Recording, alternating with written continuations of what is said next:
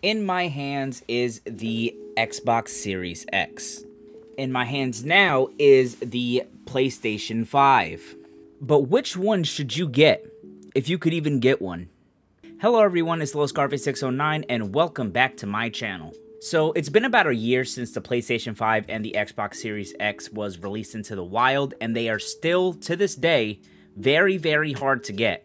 However, I have been fortunate enough to have both. And after spending some time with each console, it's been almost a year since their release, I have a review for each of them. They are both very good consoles in their own right, but which one is right for you? Stick around and find out. Alright, let's just dive right in. First up, the designs. First off, don't mind the black. This is what I just customized my PS5 to look like. You like it? I like it. I hope you do too. Alright, first of all, the PlayStation 5 has a very futuristic look to it. However, this is a big boy. This measures at around 15.4 inches tall. This is probably one of the biggest consoles to ever be released ever. That's a thick-ass boy! It is a very chunky boy. The Series X, however, kind of looks like a small form factor PC. It's a box. An Xbox. No, I'll stop. Still not as big as a PS5 though. I feel like I'm going to drop these, which will make me very sad. These consoles are actually designed to stand upright because of their airflow, but the main problem is this is probably going to be an issue for people who have smaller entertainment units.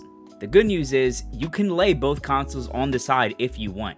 Bad news is with the PS5, you actually have to use the little stand that it comes with when you lay it on its side. Otherwise, if you don't, it'll become very wobbly and you could possibly damage the disc that's spinning around inside it. With the Xbox Series X, however, it has 4 soft pads on the side, so you know exactly how to lay it down, bop, and it also prevents it from slipping. This has a lot of fingerprints on it. I should clean that. Next up is the UI, or user interface.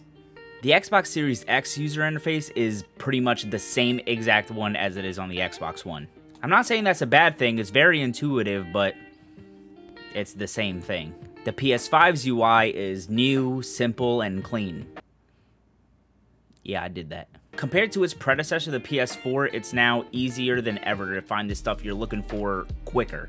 Both UIs are very fast and very snappy, mostly thanks to its SSDs, but we'll get into that later. For the PS5 though, there's a lot of features I do wish that you could do on the PS4, like organize your games into folders or add custom backgrounds and themes.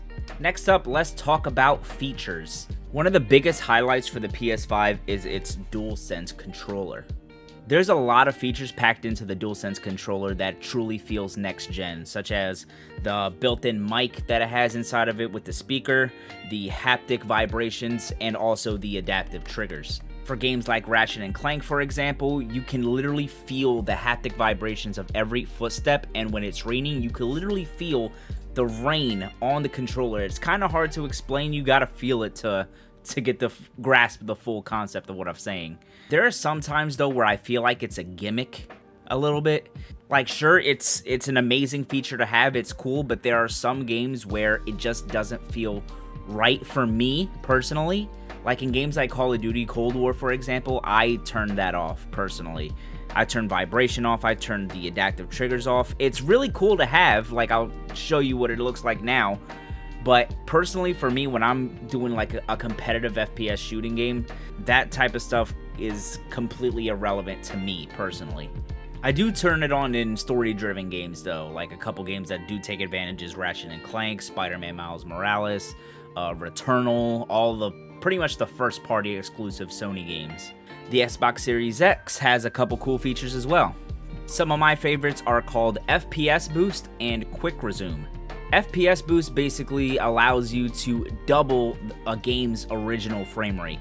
FPS, or frames per second frame rate, which is what it's called for those of you who don't know, is basically a term for how smooth the game is. I'll put some examples up on the screen right now so you guys can see.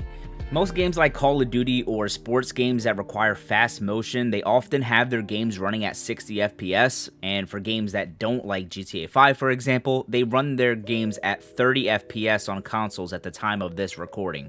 There are over 100 games that take advantage of this FPS boost feature, such as the Assassin's Creed titles and Fallout 4. This makes gameplay smoother than ever, and the Series X definitely uses its horsepower for this feature, and I really like it a lot.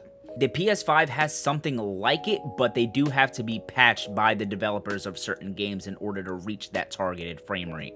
For example, the Assassin's Creed Ezio collection is locked to 30 FPS on PS5, whereas on an Xbox Series X, it's playable at 60. It just makes for a smoother experience overall, in my opinion. Now for Quick Resume. I was going on and on about FPS, my bad.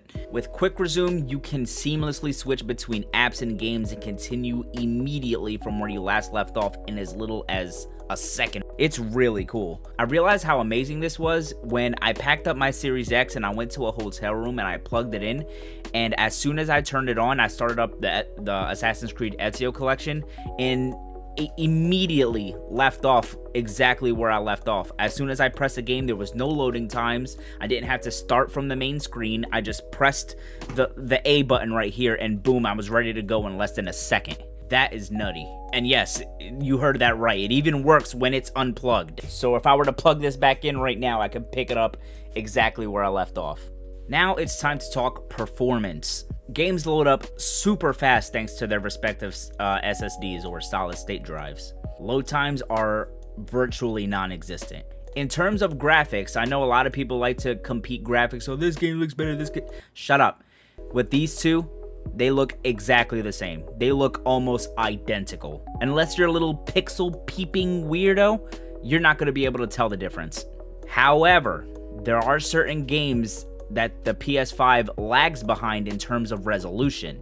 In Hitman 3, for example, the game renders at 1800p instead of 2160p on PS5. 2160p is 4K for those of you who are wondering. Whereas the Xbox Series X delivers a true 4K gaming experience. Are you going to be able to tell though? Not really. Especially if you're not playing on a 4K TV or monitor. Again, with third-party games, they look exactly the same. At least in my opinion, personally. For a game like Assassin's Creed Valhalla, for example, it's super impressive that a game can run at 4K 60 FPS and have it look as crisp as it does. Similar performance on a PC would require a high-end graphics card, and those are being sold at nearly $1,000 just for the card. Those are being scalped to high hell too, as well as these consoles. Now, both consoles are able to run games at up to 120 FPS with games that support it, and up to resolutions of 8K when using an HDMI 2.1 port on compatible TVs. Again though, if you're playing on a 1080p 60Hz TV or monitor, you're not really getting the full experience with these consoles. For example, I play on a 1080p monitor, but I'm playing at 144 Hz. So games like Call of Duty that support up to 120 FPS, I can see that. You can't see that on a 60 Hz monitor. I don't even think you can even turn that toggle on in the game because it has to detect it with the monitor or something. Next up, we have the games and ecosystem. Now, let's get one thing out of the way. If you're looking for amazing first-party games that you cannot play anywhere else, the PS5 has the Xbox beat, and that's by a wide margin. With popular launch titles such as Ratchet & Clank Rift Apart, Spider-Man Miles Morales, and Demon's Souls, it's kinda hard for Xbox to compete, especially with launch titles and exclusives in general. Xbox does have Halo, Gears of War, and Forza, Flight Simulator, and all that, but those are also games that you can play on PC. There's nothing really developed by Xbox for Xbox, if you know what I mean. However, there's going to be a lot of howevers in this video, sorry. The Xbox ecosystem is unmatched, especially with their service Xbox Game Pass Ultimate. With that, you get a library of over 100 games, all the benefits of Xbox Live Gold and EA Play, and you can play across devices from the cloud, and no other service really has that. I can play on my phone with an Xbox controller. I can play Xbox Series X games on my phone. How nuts is that? Okay, here we go. Now it's time for the pros and cons list. This is pretty much the final stretch of my review here. Here's the Xbox section, and here's the PS5 section. Things I like about Xbox, it's backwards compatibility. This has backwards compatibility dating all the way back to the OG Xbox. Yeah, the OG Xbox. With PS5, however, it's backwards compatible with majority of the PS4 library, but it's lacking PS3, PS2, and PS1, which is disappointing, yeah, but with that, Xbox has PlayStation beat with that. I also like the Xbox's power. On paper, it's the best console power-wise to ever be released, and you could definitely tell when I'm playing certain games, this boy is a beast. The FPS boost and quick resume, just some of the features that Xbox has, I love those a lot. There are certain games where I care more about frame rates than graphical settings. I mean, like I said, I'm playing on a 1080p monitor, so I can't really tell if it's upscaled to 4K or not, but I'm playing on a high refresh rate monitor, so I can see that 120 FPS, and I like its services. Xbox Game Pass Ultimate, it's pretty much like the Netflix for Xbox, $15 a month. You cannot beat the stuff that it comes with. There's really no other service that comes close in terms of gaming. Things I don't like about it, it's exclusive, it's games. I don't like the fact that they don't have a lot of exclusive games. Halo, yeah, Gears, cool, I guess. But in terms of a general just first party titles, not much, to be honest. Another thing I'm not really a fan of is how it looks. I mean, like, PlayStation got that futuristic look to it, which is cool, but this, it's just a box. Nothing stands out about it, though. Not much. I mean, yeah, that grill up there is cool, but that's it. That's it. Don't really like its UI like that. It's exactly the same as the Xbox One's. I thought they would just switch it up a little bit. I mean, I get it since it works. It's intuitive. It's cool. But I don't know. I just feel like they could have done something else with it. I don't know. I'm just nitpicking at this point.